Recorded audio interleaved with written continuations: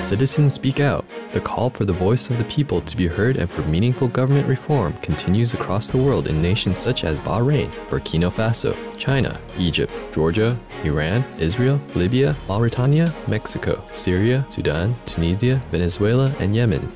Around 600 people continued a fourth day of protests in the Georgian capital of Tbilisi on Tuesday, May 24, saying that President Mikhail Saakashvili's authoritarian government has failed to address pervasive poverty, as they called for him to resign. As part of an effort to encourage Iran to return to multi-party talks over the country's controversial nuclear program, the U.S. government announced new sanctions Tuesday against 23 corporations and individuals, either directly or indirectly involved in Iranian energy production.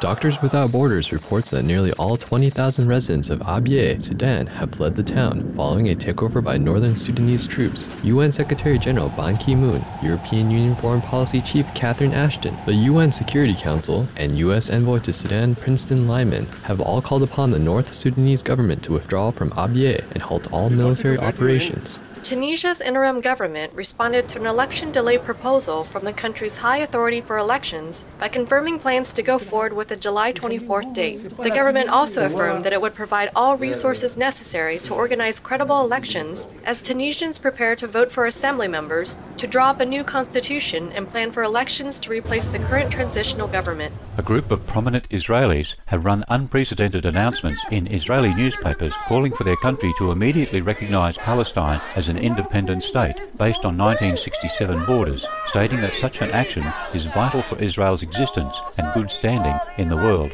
Signatories include 18 retired generals, 27 laureates of the prestigious Israel Prize, 5 former ambassadors, consul generals and directors of the Foreign Ministry, and 5 current or former university presidents.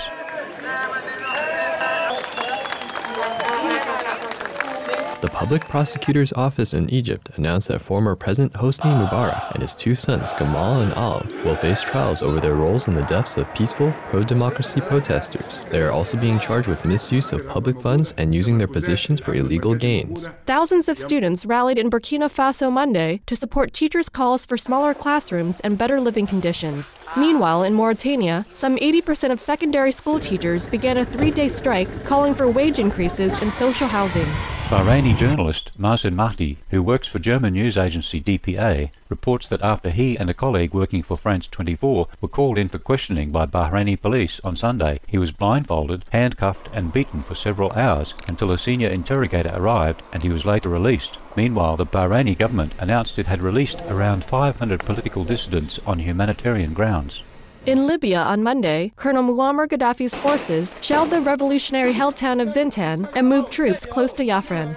Meanwhile, Libyan psychologist Ms. Siham Segewa is reporting case studies that confirm hundreds of women who have been sexually assaulted by security forces. Meanwhile, revolutionaries were invited by the U.S. to establish an office in Washington, D.C., while receiving similar support from France to set one up in Paris. The resources that the people of Libya need to have. On Monday, Syrian human rights activist and lawyer Anwar al-Buni was released following a 5-year detainment, upon which he called for the freedom of all political prisoners, a day after European Union sanctions against Syria were expanded to include President Bashar al-Assad. The Council of the European Union called for an immediate halt to violence from Syrian government forces toward peaceful protesters, as well as access for the United Nations Human Rights Agency.